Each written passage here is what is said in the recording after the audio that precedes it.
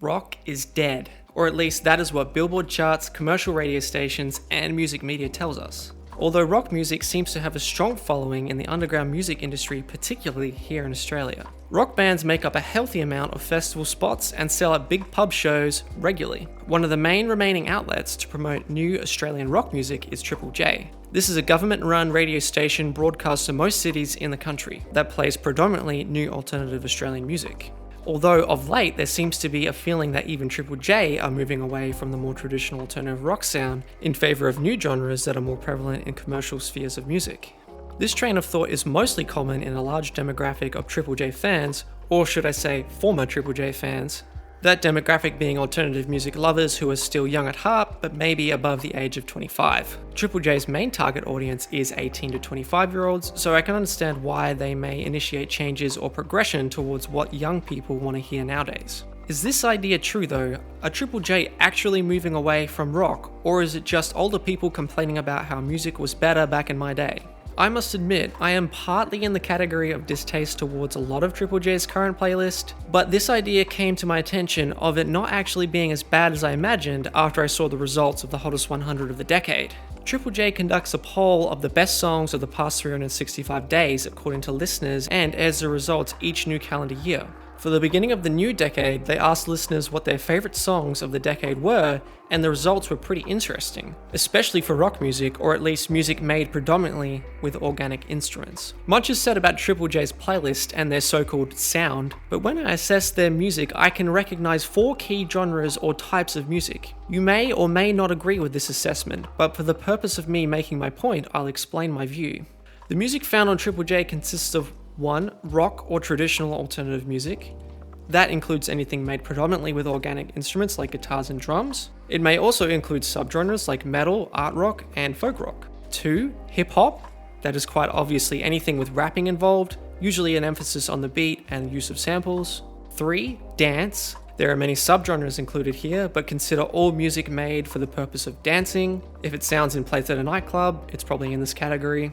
And lastly, 4.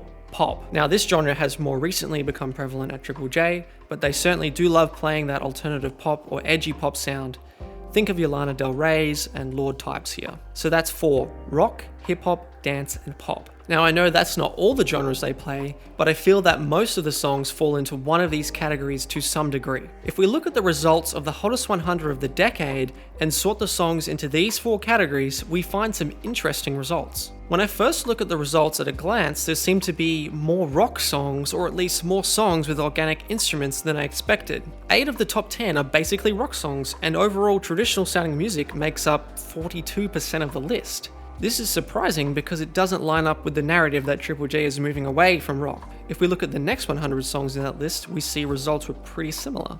So it wasn't a pyramid situation where the rock songs rose to the top. I thought I'd do more research and apply this algorithm to other recent Hottest 100s and see how rock fared overall. In the Hottest 100 of 2020, the results were surprisingly similar to the decade count, with around 40% of the count being in the rock category. The counts in 2019, 18, 17, and 16 were all quite similar too, rock about consistently 40%. I also thought the rock exodus idea may be more supported by looking at the recent playlists of the station. Maybe it's more about what they are playing as opposed to what is being voted in. I took the 100 most played tracks of 2020, applied this 4 genre category algorithm to the list, and found that this slightly supported the idea more, but not 100%. As you can see, Triple J seems to be favouring pop in their playlists more than any other genre, but rock is still pretty well represented. So is Triple J moving away from rock, like the rest of the mainstream music industry? I guess the answer is yes and no. First off, let me stipulate, I think a major reason why rock is less included in Triple J's playlist is because there are way more types of alternative genres now. Technology has advanced exponentially since the beginning of the 21st century, and music has progressed with it. Maybe Triple J just wants representation from all genres as much as possible, and rock music has had to be cut down on. That may explain why if you apply my 4 genre algorithm to the Hottest 100 of 2000, you will find rock domination. Since the grunge boom in the 90s, alternative rock was the main source of alternative music all over the world, not just in Australia and on Triple J. Modern music made with technology is easier and cheaper to make, and there is way more of it out there too. Think about how long it takes to record a rock song in a studio with microphones, mixing, and getting all the takes perfect. Oppose that to making a dance banger, which only requires a computer and some loops. I think rock will still always have a place on Triple J.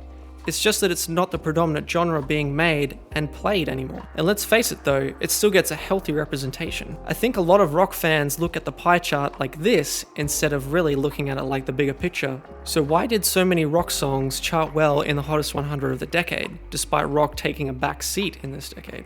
I think there are some theories to this which could answer the question, and I'd love to hear your opinions too. Here's what I think.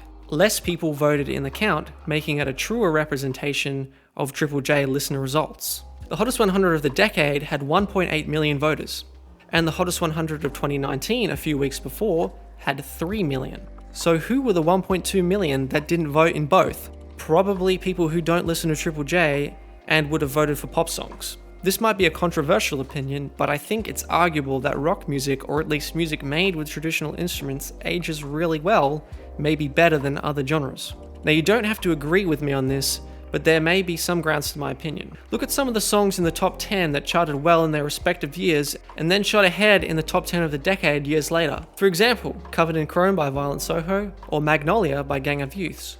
Oppose those two #1 hip-hop songs, Humble and Thrift Shop, which dropped lower. Nothing against those songs, I do appreciate them, but I'm just using their examples to prove a theory. And one last point I'll touch on is that I know many people watching this video might be saying, that's not rock, or that music you're talking about isn't real rock. But the point I'm trying to make is that elements of rock exist in this music. Maybe rock is becoming less heavy and distorted, yes, but I can still appreciate something made with organic instrumentation. Maybe it's not rock that is dying, it's distortion or heaviness. That would lead to another very long video essay, so I'm not delving more into that thought though. So in conclusion, I'd say that rock music on Triple J is in a relatively healthy space. Maybe that will change in the future, but I can't see them deserting rock altogether. Especially considering a huge part of alternative music in Australia rests in the rock music genre. That is even more true when you look in local live music scenes, which rock music makes up a vast majority. Thanks for watching this video everyone. If you liked what you saw here and you want to see more content about Australian music and Triple J, please subscribe, and please feel free to share your opinions about what you think about Triple J music and where they're heading and rock music too.